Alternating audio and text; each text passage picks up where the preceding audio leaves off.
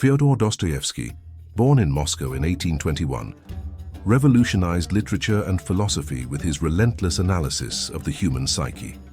His near-execution experience shaped a unique vision of existence, centered on human interconnection and collective moral responsibility. The central concept of Dostoevsky's philosophy is what we might call the fundamental lie, the illusion of absolute moral autonomy. This lie manifests as the belief that we can act without consequences beyond our own conscience, denying our fundamental interdependence. In Crime and Punishment, the character Raskolnikov embodies this lie.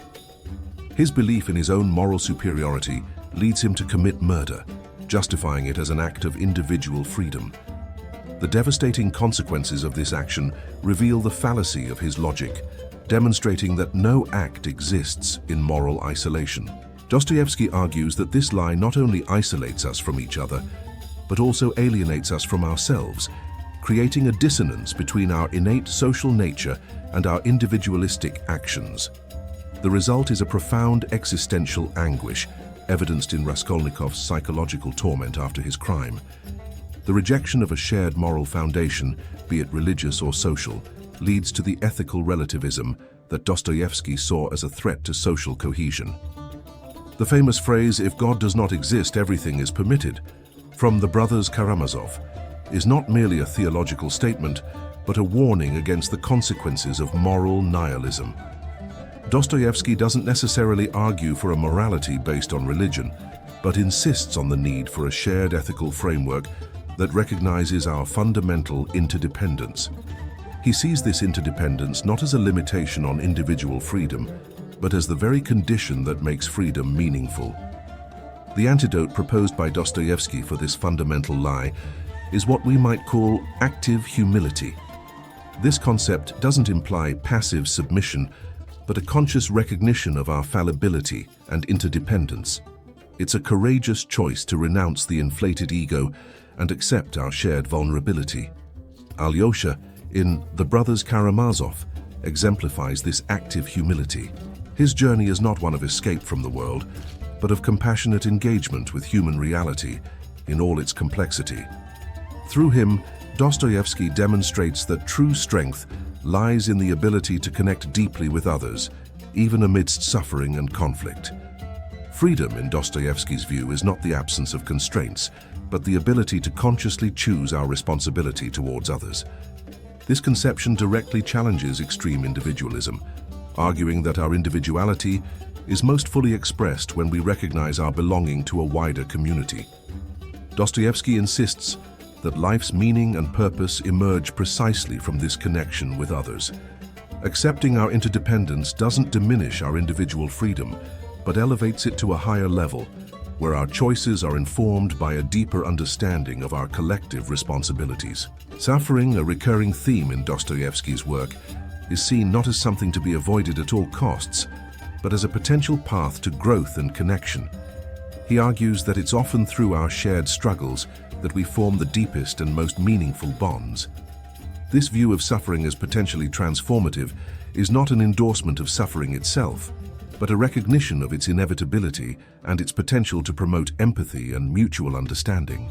Dostoevsky suggests that it's often through our experiences of pain and difficulty that we become more capable of truly connecting with others.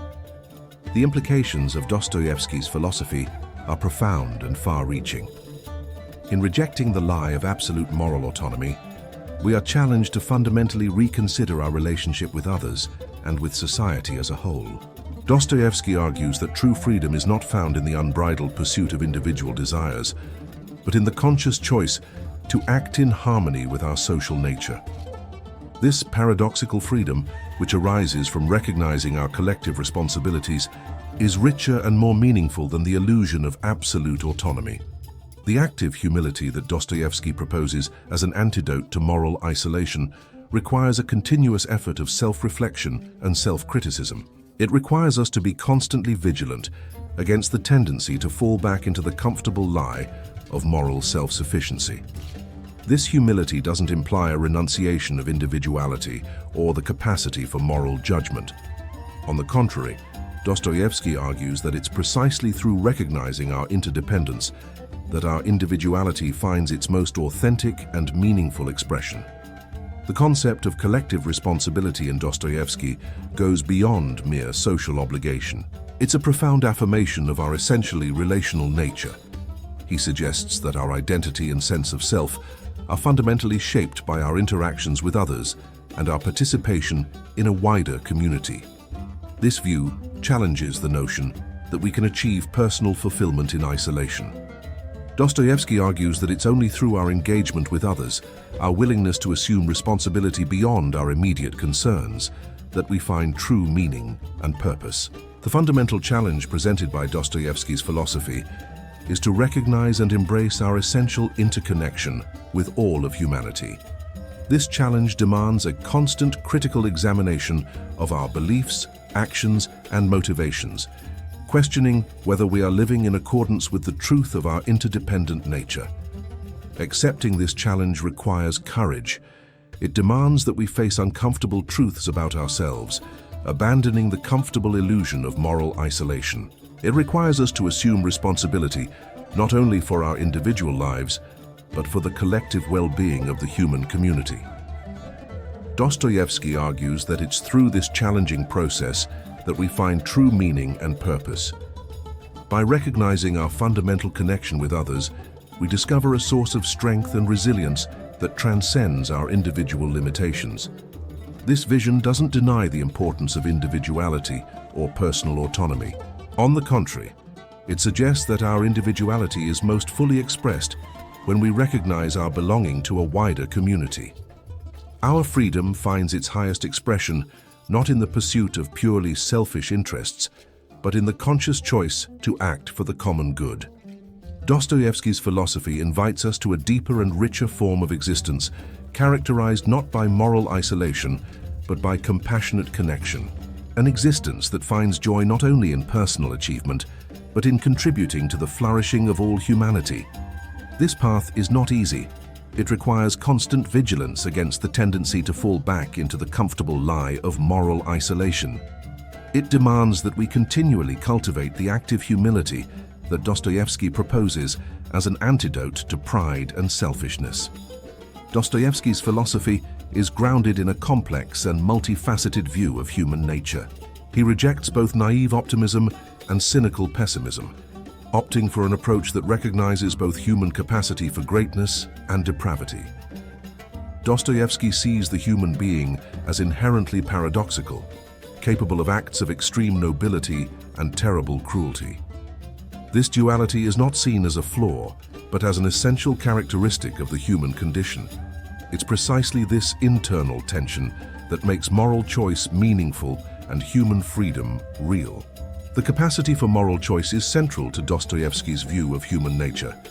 He argues that it's through our choices, especially those made in situations of crisis or moral conflict, that we reveal and shape our true character. Dostoevsky rejects simplistic determinisms, whether biological, psychological, or social. He insists on the reality of free will, even while recognizing the powerful forces that influence human behavior. This insistence on moral freedom is fundamental to his conception of individual and collective responsibility. At the same time, Dostoevsky recognizes the profound influence of the social environment in shaping individual character. He sees the individual not as an isolated entity, but as an integral part of a complex network of social relations. This view informs his critique of extreme individualism and his emphasis on collective responsibility. Empathy occupies a central place in Dostoevsky's conception of human nature. He sees the ability to feel with and for others not just as a moral virtue, but as an essential characteristic of being human. It's through empathy that we transcend the limits of the ego and truly connect with others. Dostoevsky's philosophy remains a profound challenge to our understanding of human existence.